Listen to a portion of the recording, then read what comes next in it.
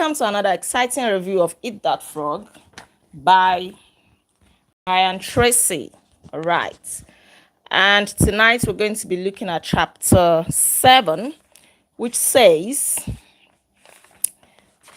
what does it say? Focus on key results areas, right?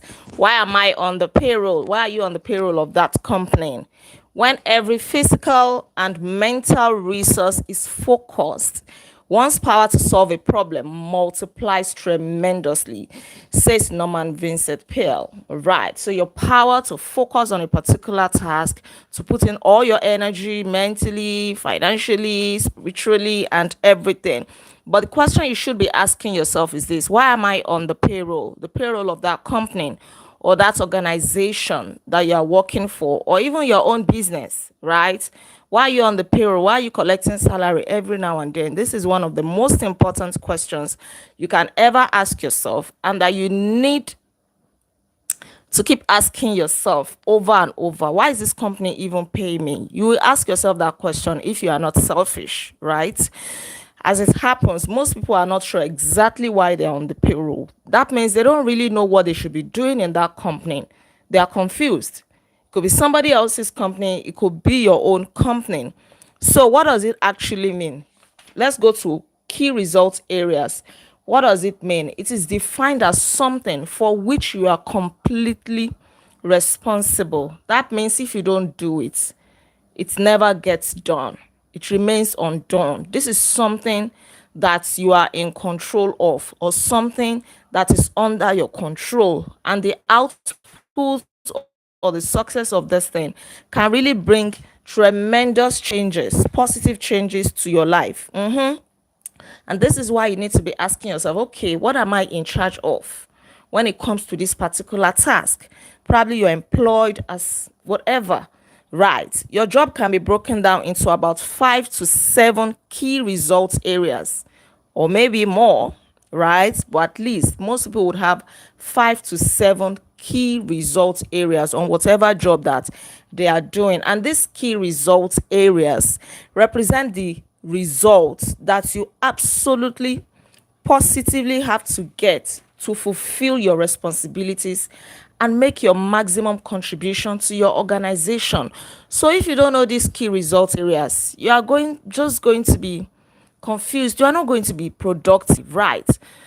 Okay, so your key results areas are similar to the vital functions of the body, like the heart, the respiratory organs, the blood pressure, the brain wave activity, and so on.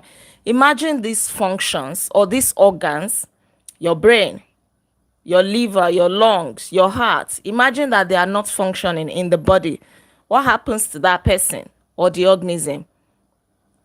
It's dead, right? That's exactly the same thing. You may have so many responsibilities, but which one are the key ones that cannot be done by anybody else except you? That's what we're talking about.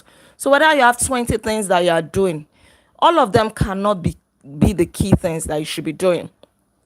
The big 7 in management and sales. The key results areas of management, in case you are in a managerial position, they are: number 1, planning, then organization, staffing, delegating, supervising, measuring, and reporting. Anybody who is in a managerial area has this 7 key areas, and without this, it means the person cannot function well as a manager.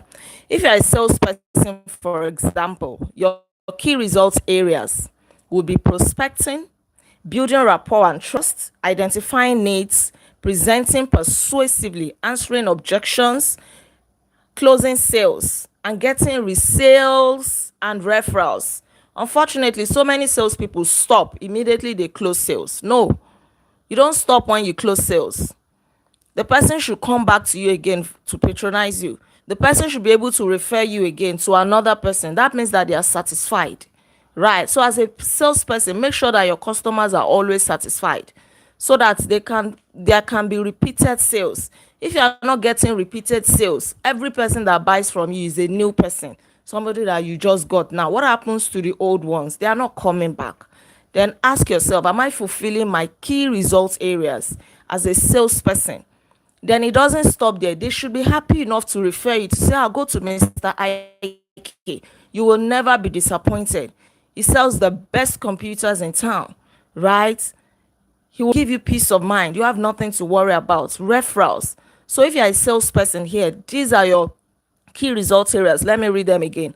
Prospecting, building rapport and trust, identifying needs, presenting persuasively, answering objectives, objections, sorry, answering objections, closing the sale, getting resales and referrals. All right. If you perform poorly in any of this, it can lead to your failure as a salesperson. So whatever you do, you must have certain essential skills for you to do your job in an excellent fashion. Now, you may have possessed these skills already. So, what are the certain key areas that are central to your work that will determine whether you succeed at what you do or fail at it? What are they? Number one, clarity is essential. You must know what you should be doing. Don't be confused. If you are confused, go and ask your boss, ask your co-workers, ask yourself, or maybe you need to ask God, why did you create me? What is my purpose on earth? Every success starts with clarity. People that identify what they should be doing in the first place, and then they pursue it wholeheartedly. If you don't know what you should be doing, that's the reason why you be procrastinating, because you are not sure. Should I do this? Should I not do this? But if you are sure that, see, you need to go after sales. If you don't go after sales and get people to buy, you are not going to pay your bills, right? Clarity is important. So make a list of all the responsibilities, the key things that you're supposed to be doing. For example, as a salesperson, you should be getting qualified appointments, or getting qualified appointments is a key results area, right? The activity is key to the entire sales process. Then closing a sale is a key area as well. When you make sales, it triggers the activity of so many other people to produce and deliver results, especially people who are under you. If you are a receptionist or a secretary, your key results areas will be typing letters, answering the telephone, answering callers quickly and efficiently. These are some of your key results areas. If you tell somebody, oh, I want to employ you as a receptionist or secretary, these are some of the things that will come to the person's mind, right? Oh, I'm going to be typing letters, I'm going to be answering calls or making calls and things like that. If you own a company or you're a key executive in a company, then your key result areas will be things like negotiating a bank loan, right? Hiring the right people, delegating effectively, and so on. This will be some of your key areas. So you need to be very, very clear about them. Then the number 2 thing you should know is to give yourself a grade. How are you performing?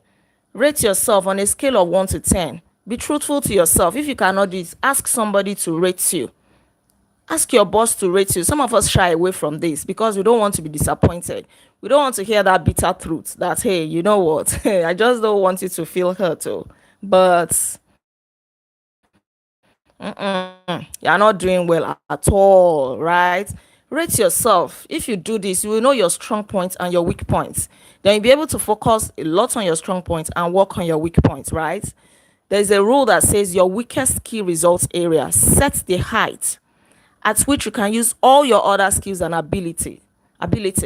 This rule says that although you could be exceptional in 6 out of your 7 key results areas, but poor performance in the 7th area can hold you back. It can bring you frustration or even failure. So you want to make sure that you're performing well, all rounder, like they say where I come from, all rounder, right? Then the next thing you should focus on, or that you should take note of, is that poor performance produces procrastination. These are the 4 P's. Poor performance produces procrastination. One of the major reasons for procrastination in the workplace are people that avoid jobs in those areas that they perform poorly, the areas that they are not good at. They run away from it. They try to avoid it. But the earlier you face it and learn it, sit down and learn it, the better for you, because it is one of your key areas. Nobody can do it for you. So you have to sit down and learn it. Get a hang of it. The good news is that anybody can learn any skill that they put their mind to. So learn it, otherwise you'll be procrastinating on it. But you know in your heart of heart that the more you keep procrastinating on it, the more you are running away from your success. Because if you don't really face that thing is your frog, your biggest and your ugliest frog. You have to swallow it once and for all. Face it, learn it, ask questions. Right. Then let's move to the great question. Here is one of the greatest questions you will ever ask and answer. The question says, what one skill, if I developed and did it in an excellent fashion, would have the greatest positive impact on my career? What's that one skill? So use this question to guide your career for the rest of your life. There's that skill that you need to learn. If you learn it, it will be a game changer in your entire life, financial life, all round. It will be a game changer for you. But you're shying away from it. You know that skill. You really want to do it, but you're scared. You're afraid of doing it. This is your motivation to face it headlong, right? Face it headlong. There's a part I missed here that says the fact is that everybody has both strengths and weaknesses. So refuse to rationalize, justify, or defend your area or areas of weakness. Identify them clearly. Then set a goal to make a plan to become very good in each of those areas. Don't run away from your frog. Get it and gulp it down, right? So whatever skill you need to be learning, quickly learn it. Start learning it. Maybe for you, it may take 3 months, 6 months, 12 months, but learn it. The good news is that all business skills are learnable. Learn it to the point that you become excellent at it. If it's photography like El Zamani, go and learn it. I saw some of his works. Very, very, very awesome. You know, nobody will see those pictures and say, what's this one? You will look at them twice. In fact, 3 times, 4 times, 5 times. Be so good at what you do that you become irresistible, that nobody can push you to one side. Right. Face it and start learning. Even if it takes you 12 months, if you start now, you know that by next year, February, you'll be done. If you give birth to a child now, before you know it, that child will start working. That's how I usually motivate myself sometimes. Anytime I want to drag my feet and be like, I want to procrastinate on this thing, I'll just look at my son that I gave birth to when the boy is already talking and moving everywhere. If you are not careful, we'll push you to one side. That's where I motivate myself. That is to tell you that time waits for no man. Time rolls by very, very quickly. Tick says the clock. Tick, tick. What you have to do quick. This is February 5.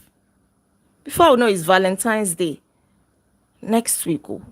And before we know it, February is gone. Once the year, comes midway, time is gone. The month is over. All right, let me leave you with this. Identify the key results areas of your work. What are they? Write them down. You have to get to do your job in an excellent fashion. Grade yourself as well. Determine that one skill that you need to learn that will help you the most in your work. Number 2, take this list to your boss, your spouse, your friend, your co-worker, and let them help you to check it. Let them give you honest feedback and appraisal. Right? Don't shy away from it. Receive the constructive criticism. It will really, really help you in your life. That's the way to get better. Yes, today is the 5th of February. Time is going. If you said that you were going to write that book, you start writing it. If you want to make that investment, start making it so that it will start counting. If you want to go for that course, go and register. Even if you don't have all the money, at least make a move. Take a step towards something. If you don't do something, it remains undone. That's the truth.